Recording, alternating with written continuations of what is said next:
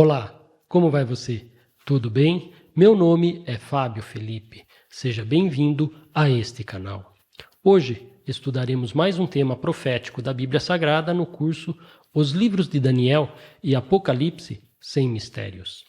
Se você nunca estudou estes livros porque imagina serem de difícil compreensão, não se preocupe, pois os temas serão abordados de maneira didática, tornando simples aquilo que parece ser complicado à primeira vista. Saiba que você pode ajudar este trabalho a crescer, se inscrevendo no canal, curtindo este vídeo e o compartilhando em suas redes sociais. O tema de hoje tem como título As 70 Semanas e as 2.300 Tardes e Manhãs.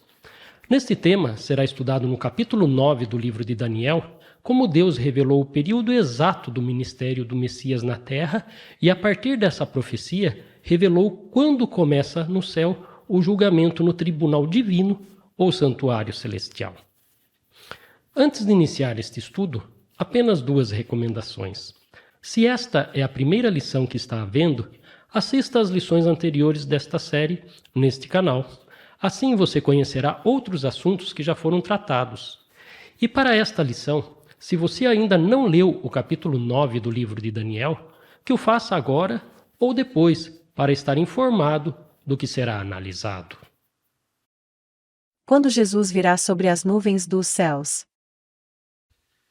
Na lição anterior foi estudado no capítulo 6 do Apocalipse o significado dos 7 selos quebrados pelo Cordeiro e que o Deus do céu deixou para o final a melhor parte, o resgate dos salvos de todas as épocas, quando Cristo vier nas nuvens dos céus, acompanhado de um incontável número de anjos. Note que nesta lição foram identificados vários sinais no mundo natural que precedem este evento.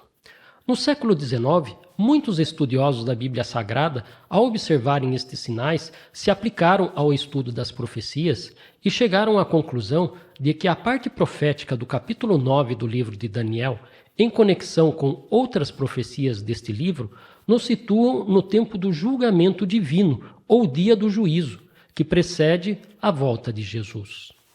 Ao longo da história cristã, tem sido feita a seguinte pergunta: é possível, por meio das profecias, identificar o momento em que acontecerá a volta de Jesus em glória?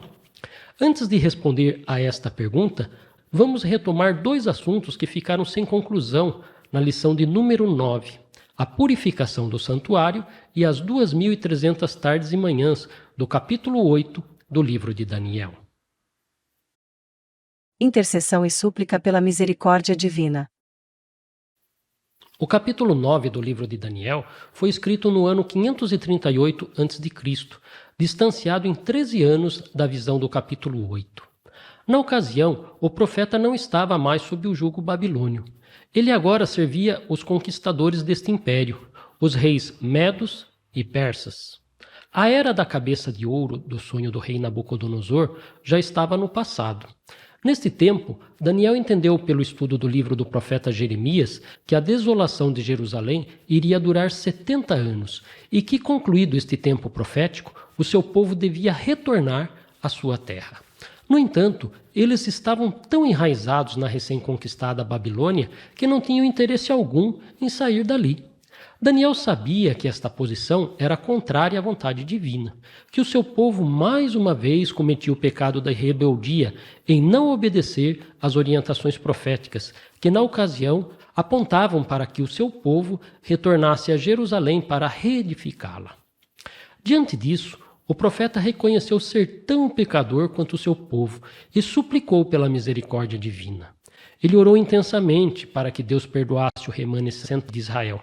E, enquanto ele orava, recebeu novamente a visita de Gabriel, aquele que ele tinha visto em visão há 13 anos atrás.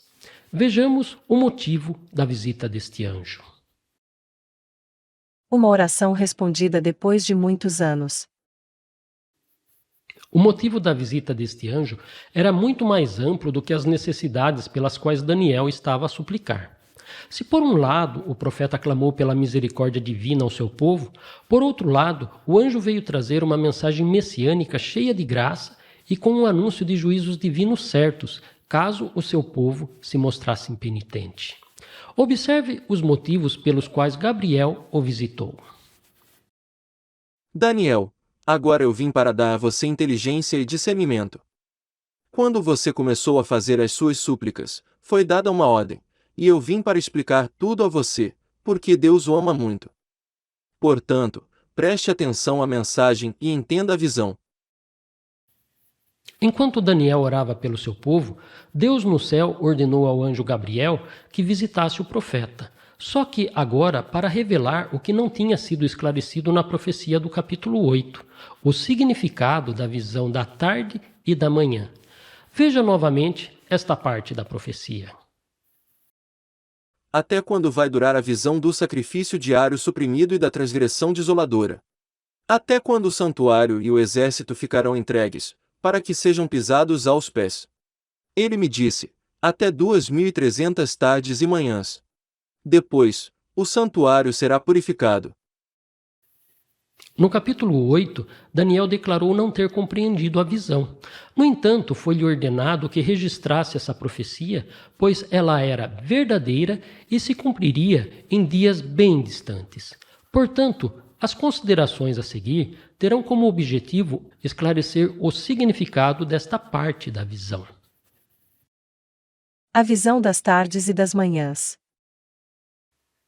Antes de comentar este assunto, a visão da tarde e da manhã, veja como são interpretadas as medidas de tempo em profecias da Bíblia. Nas profecias da Bíblia, a medida de tempo, dia, simboliza um período muito maior denominado dia profético. A duração de um dia profético é equivalente a um ano literal de 360 dias. Este conceito é também chamado de princípio dia-ano. Deus, por diversas vezes, usou-se desta analogia para medir o tempo junto a seu povo. Uma tarde e manhã na Bíblia corresponde a um dia literal, como foi registrado na história da criação do mundo. Portanto, as 2.300 tardes e manhãs referem-se a um período de 2.300 dias. Como em profecia um dia representa um ano literal, os 2.300 dias simbolizam um período na história de 2.300 anos literais. Para facilitar a compreensão deste longo período profético, usaremos o gráfico a seguir, onde os dados serão acrescentados à medida que o estudo é desenvolvido. Um dia profético é igual a um ano literal. Um ano profético é igual a 360 anos literais. Vejamos agora uma informação importante sobre datação em história antiga. O ano Domini, ou ano do Senhor, suposto ano do nascimento de Jesus, foi fixado pelo monge Dionísio no ano 753, contado a partir da fundação da cidade de Roma. Logo, ano 1. Considerando que a morte do rei Herodes, o Grande, se deu no ano 750, segundo essa cronologia, e que ele tentou matar Jesus após seu nascimento. É provável que Jesus tenha nascido no ano 749, antes da morte deste rei, e não no ano 753 fixado por Dionísio, resultando no erro de datação de 4 anos. Portanto, é correto afirmar que Jesus nasceu por volta do ano 4 a.C. Agora que já conhecemos a medida do tempo nas profecias e como a cronologia da história foi datada, podemos com segurança estudar o assunto a seguir, a profecia das 70 semanas. A profecia das 70 semanas. Veja como o anjo Gabriel introduz o assunto da profecia no capítulo 9 do livro de Daniel. 70 semanas estão determinadas para o seu povo e para a sua santa cidade, para acabar com a transgressão, para dar fim aos pecados, para expiar a iniquidade, para trazer a justiça eterna, para selar a visão e a profecia e para ungir o Santo dos Santos. Observe de imediato outro período em destaque, 70 semanas, ou seja, 70 vezes 7, que é igual a 490 dias proféticos, ou 490 anos literais. Note que nesta profecia, Deus revelou que o seu povo, os judeus, teriam 490 anos para acabar com a transgressão e dar fim aos pecados. Neste período também seria expiada a iniquidade e trazida a justiça eterna. Mas em que momento esta profecia se cumpriu? Qual foi a data de início para a contagem do tempo? Observe a explicação do anjo para iniciar a contagem do tempo nesta profecia. Saiba e entenda isto, desde que foi dada a ordem para restaurar e para edificar Jerusalém até a vinda do ungido, o príncipe, haverá 7 semanas e 62 semanas. As ruas e as muralhas serão reconstruídas, mas será um tempo de muita angústia. O ponto de início da contagem do tempo é desde que foi dada a ordem para restaurar e edificar Jerusalém, o que aconteceu no ano 457 a.C., através do decreto de Artaxerxes, rei da Pérsia. Foi ainda predito que em 7 semanas, ou 49 anos, Jerusalém seria reedificada, e após 62 semanas, ou 434 anos, o ungido, o príncipe, seria revelado. Na lição número 9, foi interpretado ser Jesus o príncipe do exército da profecia do capítulo 8. Aqui no capítulo 9, ele foi também chamado de o ungido. Em algumas traduções, a palavra ungido foi traduzida como Messias. A Bíblia afirma que Jesus foi ungido pelo Espírito Santo ao receber o batismo de João, com 30 anos de idade, no 15º ano do reinado de Tibério César, ou ano 27 da nossa era. Portanto, a profecia apontou com precisão o ano de início do ministério do Messias, Jesus. Agora, observe com muita atenção o que aconteceria com o ungido e a cidade santa após as 62 semanas. Depois das 62 semanas, o ungido será morto e não terá nada. O povo de um príncipe que há de vir destruirá a cidade e o santuário. O seu fim virá como uma inundação. Até o fim haverá guerra, e desolações foram determinadas. Note que o ungido, o Messias, seria morto, e diferente da expectativa meramente terrena dos discípulos, não terá nada. Na história, somente Jesus preenche esta descrição tão minuciosa. Ele foi morto em uma cruz pelos soldados romanos, mas ressuscitou. Veja como o anjo descreveu a sua ressurreição. Ele não está aqui, mas ressuscitou. Lembrem-se do que ele falou para vocês, estando ainda na Galileia. É necessário que o Filho do Homem seja entregue nas mãos de pecadores, seja crucificado e ressuscite no 3º dia.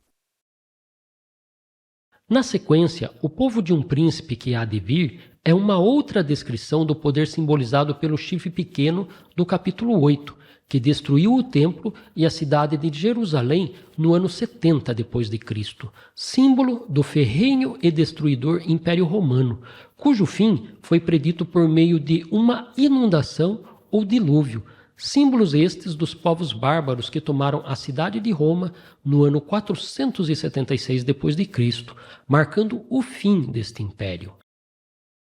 Note ainda outros detalhes que essa profecia anunciou sobre o ungido. Ele fará firme aliança com muitos, por uma semana. Na metade da semana, fará cessar o sacrifício e a oferta de cereais. Sobre a asa das abominações virá aquele que causa desolação, até que a destruição, que está determinada, seja derramada sobre ele. Concluindo o número das 70 semanas, especialmente conferidas aos judeus, no período final de uma semana, ou 7 anos literais, Deus, por meio dos seguidores de Cristo, ofereceu a derradeira mensagem de arrependimento ao povo judeu, cuja rejeição teve como consequência a condenação proferida por Moisés no livro de Deuteronômio, com a destruição da cidade de Jerusalém, por meio daquele que causa desolação, os exércitos do Império Romano. Veja. O Senhor fará vir contra vocês uma nação de longe, que virá da extremidade da terra, como o voo impetuoso da águia, uma nação cuja língua vocês não entenderão, nação cruel, que não respeitará os velhos, nem terá piedade dos moços. Eles comerão o produto dos animais e da terra de vocês, até que vocês sejam destruídos. Eles não lhes deixarão cereal, vinho, azeite, nem as crias das vacas e das ovelhas de vocês, até que vocês sejam destruídos. Eles cercarão todas as cidades em que vocês moram, até que venham a cair, em toda a terra, as altas e fortes muralhas em que vocês confiavam. Eles sitiarão vocês em todas as suas cidades, em toda a terra que o Senhor, seu Deus, lhes deu. Observe ainda que na metade da semana, ele, Jesus, faria cessar o sacrifício e a oferta de cereais. Esta profecia cumpriu-se literalmente após Jesus, por 3 anos e meio, ter pregado o evangelho aos judeus e no ano 31 depois de Cristo, ter oferecido a sua vida por meio da morte na cruz como o Cordeiro de Deus que tira o pecado do mundo. Por fim, após mais 3 anos e meio de evangelização através dos discípulos, no ano 34 depois de Cristo, foi morto o diácono Estevão, culminando na rejeição do evangelho pelo povo judeu. Com o grande sacrifício de Jesus oferecido sob o Calvário, Deus manifestou a nós a sua justiça eterna. Terminou aquele sistema cerimonial de ofertas e o véu do santuário se rasgou em 2 partes, de alto a baixo, indicando um caminho aberto para o santuário celestial. Este é o assunto que estudaremos a seguir. Até 2.300 tardes e manhãs. Agora que temos todas estas informações bem conectadas, basta subtrair dos 2.300 anos a data do ponto de partida, desde que foi dada a ordem para restaurar e para edificar Jerusalém, que é o ano de 457 a.C., e você terá como resultado o ano de 1843 depois de Cristo, o ano que a profecia apontou que o santuário seria purificado. Uma conta muito simples, você não acha? Mas qual o significado desta data? Vejamos. Você deve lembrar que na lição de número 4 foi estudado no capítulo 7 do livro de Daniel o estabelecimento do tribunal divino, no qual Jesus é o nosso advogado e juiz antes da chegada do reino de Deus. Veja no Novo Testamento alguns versos que confirmam este raciocínio. Porque chegou o tempo de começar o juízo pela casa de Deus, e se começa por nós, qual será o fim daqueles que não obedecem ao Evangelho de Deus? Porque Deus estabeleceu um dia em que julgará o mundo com justiça, por meio de um homem que escolheu. E deu certeza disso a todos, ressuscitando dentre os mortos. Portanto, a ideia de um juízo ou julgamento antes do estabelecimento do reino de Deus é comum nos ensinos da Bíblia, onde os julgados que escolheram fazer o bem receberão a vida eterna, e aqueles que escolheram fazer o mal serão condenados. Embora este ensino seja claro nas Escrituras, um estudioso americano batista do século XIX, Guilherme Miller, ao se deparar com a profecia de Daniel capítulo 8, verso 14, a purificação do santuário, compreendeu que neste dia aconteceria a purificação da terra pelo fogo e a segunda vinda de Cristo. Esta compreensão tomou maior significado no ano de 1818, com o estudo em conjunto das profecias dos capítulos 8 e 9 do livro de Daniel, quando Miller chegou à conclusão de que Cristo voltaria em algum momento no final dos 2.300 dias, entre os anos de 1843 ou 1844. Ele hesitou até 1831. Depois, convencido de ter recebido um chamado divino, começou a anunciar as suas descobertas.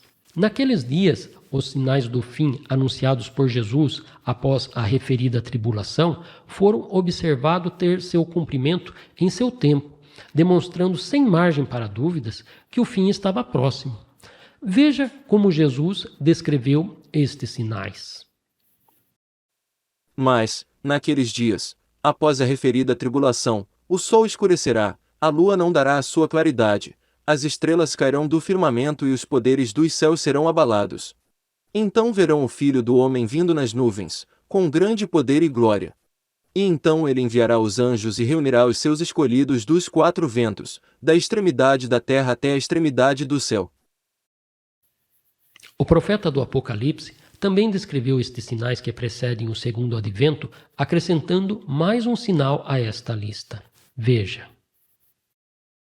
Vi quando o Cordeiro quebrou o 6º selo. Houve um grande terremoto, O sol se tornou negro como pano de saco feito de crina, a lua ficou toda vermelha como sangue. As estrelas do céu caíram sobre a terra, como a figueira deixa cair os seus figos verdes quando sacudida por um vento forte. O cumprimento destes sinais, como já foi apresentado na lição de número 10, foram observados nos seguintes eventos históricos. Grande terremoto, na cidade de Lisboa, no dia 1º de novembro de 1755. Sol se tornou negro, foi observado em Nova Inglaterra e outras cidades dos Estados Unidos em 19 de maio de 1780. Lua em sangue, foi observado em Nova Inglaterra e outras cidades dos Estados Unidos em 19 de maio de 1780. Estrelas caíram do firmamento, foi observado nos Estados Unidos em 13 de novembro de 1833. Todos estes sinais, somados a crises de ordem social, guerras, roubos, escândalos e catástrofes naturais, intensificaram ainda mais o interesse pela iminente volta de Jesus, sendo esperada, de acordo com Miller, para o ano de 1843.